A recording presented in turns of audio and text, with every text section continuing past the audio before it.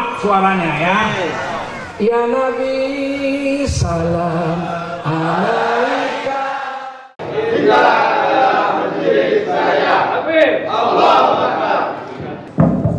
Baiklah, kita buka sesi pertanyaan. 3 pertanyaan. Oh, berapa?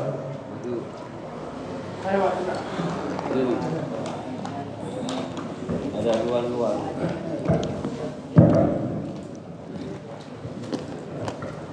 Assalamualaikum warahmatullahi wabarakatuh. Waalaikumsalam. Saya dari jamaah Masjid At-Taqwa Sungai Sengkol. Mengenai pertanyaannya Pak, lari pula Pak dari yang Boleh Pak. ini Pak, saya kan kerjaannya musisi, mutar sana mutar sini. Masya Allah. Jadi kebetulan saya lihat itu untuk Kecamatan Sunggal, setiap hari mungkin ada 10 orang yang meninggal setiap hari. Kecamatan Sunggal dan Petalim Baru, maklumlah musisi tadi ya Pak. Jadi yang saya tanyakan itu mengenai penguburan mayat itu Pak. Katanya menurut Ustadz yang saya dengar itu perempuan atau anak perempuan dilarang mengantar jenazah ke kuburan kecuali sudah dikubur baru boleh. Jadi apa alasannya Pak? Tolong dijelaskan. Assalamualaikum warahmatullahi wabarakatuh. Waalaikumsalam warahmatullahi wabarakatuh. Silakan yang lain. Assalamualaikum warahmatullahi wabarakatuh. Saya dari Masjid Hidayah dan Rezeki. Yang saya tanyakan pernyataan Ustaz yang terakhir tadi, ya kan, dan Al-Quran dikatakan kan, namanya surga itu kan kita sana kekal dan tidak ditunjuk. Jadi kata Ustaz tadi nggak kekal. Jadi mana yang betul ini? Begitu. Coba Ustaz jelaskan. Iya, baik. Ada? Silakan Pak. Sebentar. Boleh. Waalaikumsalam.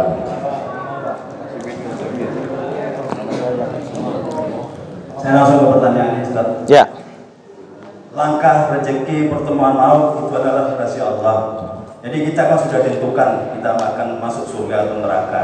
Ini bagaimana kajiannya yang Ustaz sampaikan dengan usaha kita lakukan dengan beribadah kepada Allah. Mohon penjelasannya. Terima kasih. Assalamualaikum warahmatullahi wabarakatuh. Waalaikumsalam warahmatullahi. Silakan Pak, satu lagi. Waalaikumsalam.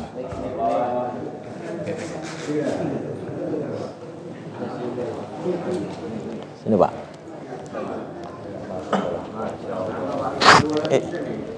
Ya. Assalamualaikum warahmatullahi wabarakatuh. Waalaikumsalam. Nama saya Abdul Razak. Jadi ingin saya tanyakan tentang judul itu tadi ya, tentang tuan biasa ya, prasangka. Jadi apakah ada perbedaan suudzon dengan waspada? Waspada maksudnya apa namanya? Berhati-hati. Berhati-hati Ustaz.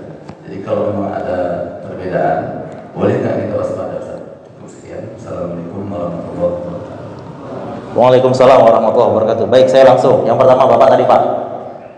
Kalau saya Bapak tanya, memang seharusnya wanita tuh, perempuan itu nggak usah ke kuburan Pak. Lebih banyak mudaratnya daripada manfaatnya.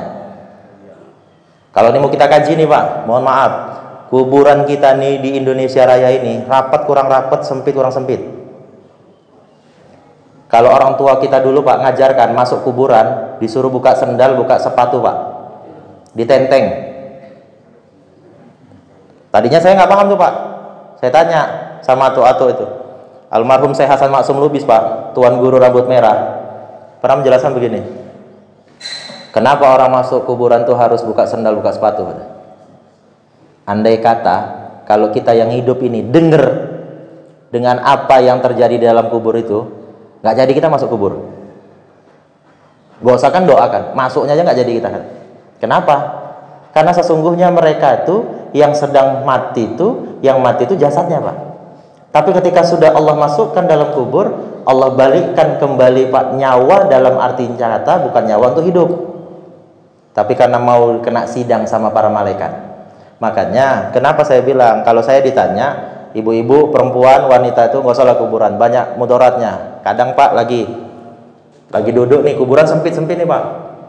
Sementara hadis Rasulullah jelas dikatakan, barang siapa yang duduk di atas kubur sama seperti menduduki bara api. Nggak ada lagi tempat dia untuk duduk untuk doakan bapak mamanya. Jongkok Pak, pakai rok. Depan kuburan bapaknya, kuburan mamanya Ustadz Denny Pak. Ustadz Denny lagi mau doa untuk mamanya. Tiba-tiba ada perempuan cantik di depan saya, lagi doa, pakai rok, jongkok, koyak, ngangkang pula. Cemana tuh Pak? Pertama, udah jelas kan? Yang berdosa kena kita kan? Gara-gara perbuatannya dia kena dosa. Memang yang pertama, Ustadz, tapi yang pertama itu katanya nikmat untukmu, benar. Cuman karena yang pertama nikmat untukmu, memastikan lagi ya Pak, betul nggak tadi koyak?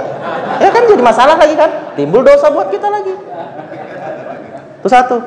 Yang kedua nanti mudaratnya lagi, karena tadi itu kita nih kurang tinggi kadang kuburan tuh dibuat.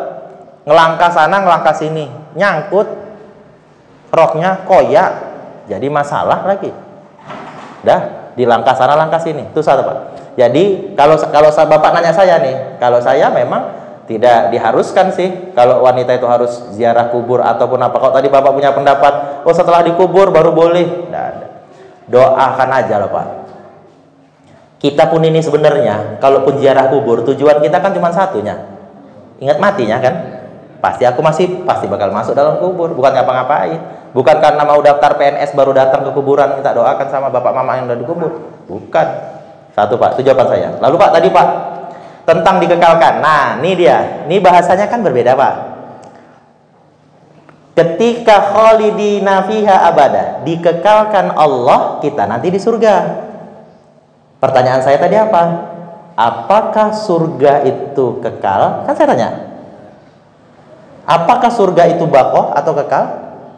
Tidak. Kenapa? Kita ingat yang di awal. Allah punya sifat baqah, kekal. Maka semuanya akan hancur, binasa Pak. Sama seperti ini Pak. Kalau saya tanya, kalau Allah ada sesuatu yang lain namanya Allah, apakah tetap Allah? Supaya nanti Bapak bisa paham dulu nih. Contoh nih Pak, di surah Al-Ikhlas jelas kan? Qul huwallahu ahad, Allahus samad, lam yalid wa lam yulad. Jelas di situ. Allah itu esa, cuma satu, tidak ada lagi. Makanya belajar dari anak TK kita nih semua nih Pak, termasuk saya kemarin Pak. Ketika anak TK itu dimasukkan nilai-nilai kebesaran Allah, tapi kita terlambat. Kenapa terlambat? Anak TK sudah diajarkan bahwasannya kalau bukan Allah, bukan Tuhan kita. Tuhan kita cuma siapa? Allah. Jadi kalau ada nanti yang bilang, oh Allah itu Tuhan, maka anak TK yang jawab, bukan. Kenapa? Tuhan kita cuma Allah. Inilah yang sekarang sedang terjadi Pak. Ini mohon maaf, ini direkam Pak, dengan pesantren Al-Zaitun itu Pak. Ya, saya terus terang, kalau ditanya saya nih hari ini Pak, terlepas dari kurikulum pendidikannya, kita tidak salahkan. Tapi orangnya, individunya, itu dia. Makanya ketika nanti akan dikekalkan Allah kita di surga. Sekarang, kalau Allah tidak ciptakan kita semua ini, boleh nggak Pak? Makanya ketika Allah mau ciptakan Adam, diprotes Allah. Allah diprotes. Nggak usah ciptakan Adam manusia, nanti buat kerusakan di muka bumi. Tapi apa kata Allah? Makanya tadi di awal saya kunci apa? Kita mengedepankan prasangka baik. Apa dikatakan Allah? Aku lebih tahu daripada kalian. Karena banyak yang protes, malaikat protes, nggak usah ya Allah, nanti merusak kehidupan di muka bumi, terjadi pembunuhan, berdarah-darah. Apa dikatakan Allah? Aku lebih tahu Allahnya. Makanya ketika kita nih hari ini Pak, mengejarnya tadi pahala, mengejar masuk surga, boleh, boleh. Tapi lama kelamaan kita nggak milih-milih, nggak ada mikir-mikir lagi yang namanya surga, nggak mikir-mikir lagi Pak yang namanya pahala. Yang kita pikir hanya mencari rahmat dan ridho Allah saja, tidak ada yang lain. Gitu dia. Lalu yang ketiga,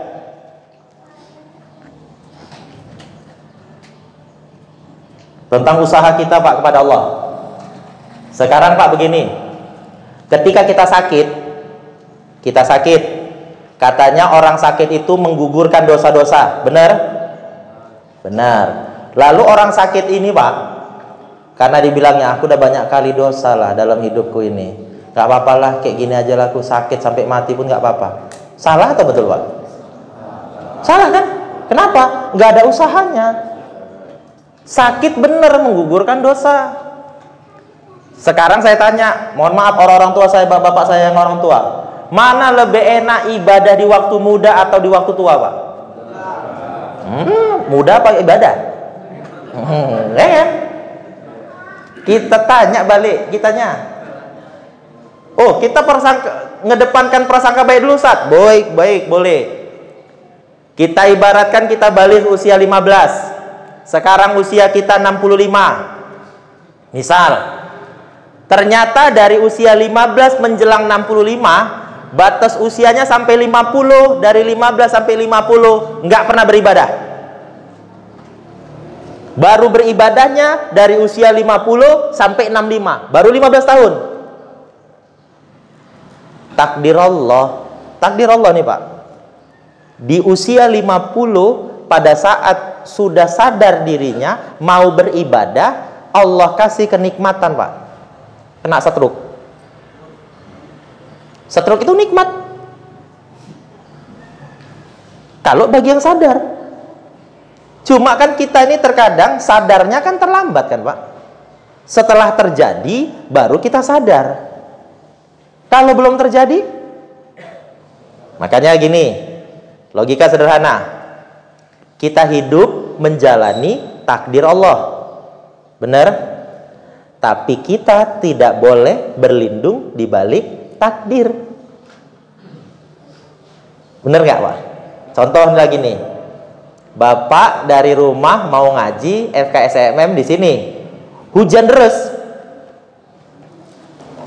mau pergi, kayaknya memang udah takdirku nih, mau pergi sholat subuh ngaji FKSMM hujan deras. Sampai sini basah kuyup Pak.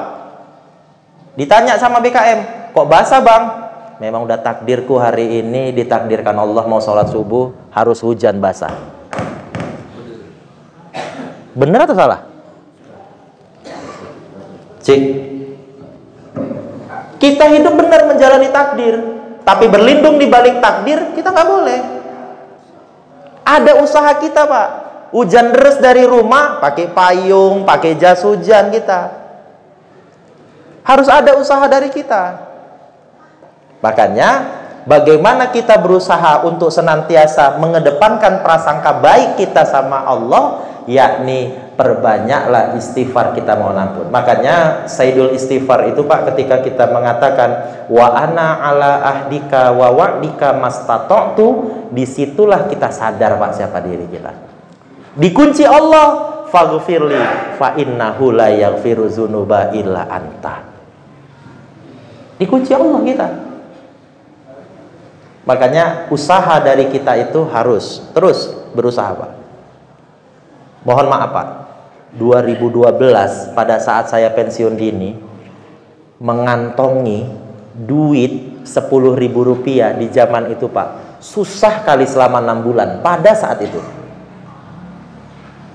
Tapi teringat dengan kata-kata almarhumah mama, diingatkan saya pada saat itu, dan itulah yang menjadi cambuk bagi saya. Kalaupun kau nggak punya kerja, biasanya kau keluar dari rumah jam 7, tetap keluar kau tiap hari jam 7. Mau kemana Pak saya? Tapi pada saat itu Allah yang menggerakkan, menjalankan. Datang ke masjid satu, sholat, pindah ke masjid berikutnya, sholat, pindah, sampai takdirnya Pak. Sampai sekarang masjidnya ada Pak. Di Gaperta itu nama masjidnya Kauman Pak. Jumpalah dengan orang Pak di situ yang pada saat itu kebetulan jauh pangkat jabatannya di bawah saya. Ternyata pada saat itu dia sudah naik ke level direktur manajer. Ya, dari mana Ustadz? Dari rumah. Informasi udah nggak kerja lagi Ustadz? Enggak. Ngapain Ustadz pagi-pagi udah keluar? Nggak ada, mau sholat. Diajaknya lah Pak, di depan itu ada kolam renang Kartika itu, sarapan di situ. Ustadz, teringatnya rupanya waktu mau naik aku ke level director manager ini ada peran Ustadz kemarin, cerita aku kemarin. Oh, bukanlah, karena kita satu kantor, saya bilang. Takdir Allah Pak, diajaklah saya Pak ke Bank Mandiri, diberikan uang 50 juta tahun 2012 itu Pak. Itu kalau kita mau sadar diri Pak. Ada usaha dari kita. Ini kadang kita enggak. Cuma diem, berpangku diri, berpasrah diri saja. Harus ada usaha dari kita. Bapak, orang-orang tua saya, tua itu pasti kan Pak? Tua pasti. Tapi apa mau kalau kita dibilang, wak paino wes tuwe, mau kita? Banyak yang nolak kita Pak. Saya tadi Pak dibilang sama tulang saya, Ustadz Samsir Pak, salaman sama saya. Ustadz Deni nih, makin gagah, makin ganteng. Alah tulang, udah 40-an lebih tulang. Saya bilang tadi Pak, bener. Kenapa? Karena takdir Allah. Nampaknya saja saya Pak gagah ganteng, tapi udah kena asam urat Pak. Karena sakit asam urat nggak nampak kan? Tapi ada usahanya Pak. Itu dia. Nah yang terakhir, ada dari abang yang di ujung, tentang berhati-hati dengan waspada. Harus kita. Contoh nih Pak, kita kan melakukan apapun kan dikasih Allah sebenarnya penawar Pak. Apakah kita itu tahu makanan itu atau minuman itu baik buat kita? Gak tahu kita kan. Tapi Allah kasih penawarnya, kita baca doa. Mau makan ada doanya, mau minum kita baca doa. Dikasih penawar. Tujuannya apa? Berhati-hati Pak. Supaya apa? Kalau terjadi sesuatu di makanan dan di minuman ini, Allah lah yang sudah menjaga kita. Itu dia. Tapi ingat, doa Allahumma barik lana fima razaqtana wa qina azabannar tidak bisa dijadikan penawar untuk minum kamput. Jangan pula nanti gara-gara ini Bapak terus semalam ceramah Ustadz Deni bisa jadi penawar nih. Kalau ada yang nggak baik, beli kamput sejerigen. Allahumma barik lana fima razaqtana wa qina azabannar. Ngombe Pak, mabuk dia. Kalau untuk makanan yang kita nggak tahu itu boleh. Contoh, kita makan tadi ke beras tagi tadi, boleh. Ada penawarnya kita. Jadi sebagai penutup saya hanya ingin mengingatkan balik Pak, tetap kita kedepankan Allah. Agar apa? Allah yang menjaga kita. Aktivitas kita segala apapun tidak terlepas sesungguhnya dari kuasanya Allah. Bapak, orang-orang tua saya datang ke sini yang ngaji sambil sandaran, sambil tidur, golek-golek, sesungguhnya karena Allah Pak. Tapi ada penyakit yang hari ini sesungguhnya bukan ngantuk yang paling parah dalam penyakit kita, tapi rasa risau dalam diri kita Pak. Itulah waswisu fi sudurinas. Ketika sudah ada rasa was-was dalam diri, cepat-cepat balik sama Allah. Mudah-mudahan kita semua senantiasa dalam lindungan Allah Subhanahu wa taala. Allahur Rahman senantiasa merahmati dan mencurahkan ridhonya kepada kita semua. Nauzubillahi minasyaitonirrajim. Bismillahirrahmanirrahim. Allahumma sholli ala Muhammad wa ala ali Muhammad. Allahumma rzuqna bi barakatil Qur'an warzuqna syafa'atil Qur'an bi barakatil Qur'an hidayatil Qur'an umurana wa sihhata wal afiyah wa salamatan fid dunya wal akhirah wa rizqi halalan thayyiban mubarakah wa taufiqa wal hidayah wal inayah wal karamah khususan ala hadhil majlis bi rahmatika ya arhamar rahimin. Rabbana atina fid dunya hasanah wa fil akhirati hasanah wa qina azabannar walhamdulillahi rabbil alamin. Mohon maaf jika terdapat kekurangan di sana sini. Sebagai penutup, tetaplah jaga kesatuan persatuan kita, silaturahim kita dalam wadah FKSMM. tidak bisa bergerak sendiri, Ustadz Hendro dan bapak-bapak semuanya tetap bermohon sama Allah mudah-mudahan dalam rangkaian ibadah. Billahi taufiq wal hidayah. Assalamualaikum warahmatullahi wabarakatuh.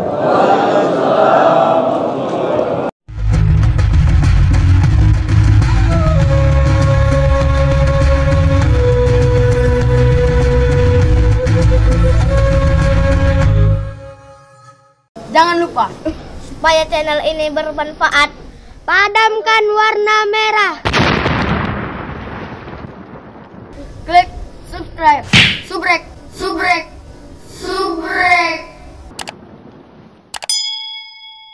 Kalau suka, like.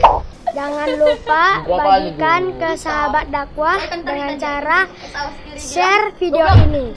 Komen di bawah ini ya teman-teman.